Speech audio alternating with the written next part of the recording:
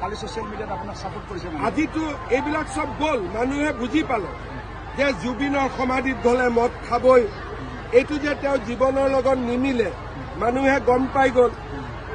জুবিনক ন্যায় যে অকল বিজেপিয়ে দিব পাৰে তাকো গম পাই গ'ল কালিতো অখিল গগৈ ক'ত আছে কালিতো গোটেই অসমতে অখিল গগৈ কোনেও দেখা নাই কোনোবাই দেখিছে নেকি তেওঁ মুম্বাইত গৈ শাৰদ পাৱাৰক লগ কৰি আছে অখিল গগৈ কিন্তু মইতো লণ্ডনৰ পৰা হলেও জুবিনৰ জন্মদিনত আহিছো কষ্ট কৰি হলো বিজেপিৰ মেম্বাৰসকলে ব্লাড দিছে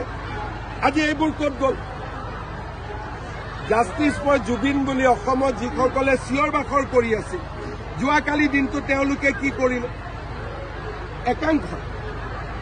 জেনুইন মানুহখিনি কালি ব্লাড দিছে কোনোবাই নাহৰ ফুল ৰুইছে কোনোবাই বেলেগ বেলেগ কাম কৰিছে কিন্তু যিবিলাকে অসমখন নেপাল বনাবৰ কাৰণে জুবিন অনুৰাগী হৈছিল সেইবোৰতো নোহোৱা হৈ গ'ল কাৰণ ইহঁতে গম পালে যে মই থাকালৈকে নেপাল নহ'ব বুলি এইবিলাকতো ষড়যন্ত্ৰ আছিলে আৰু 10 তাৰিখৰ পিছতো আৰু মুখৰ মাত বন্ধ হৈ যাব আমি যেনেকে তদন্ত কৰিছো কাকো ৰেহাই দিয়া নাই 10 তাৰিখৰ আগতে মইতো 8 বুলি ভাবি আছো 8 নহ'লেও 10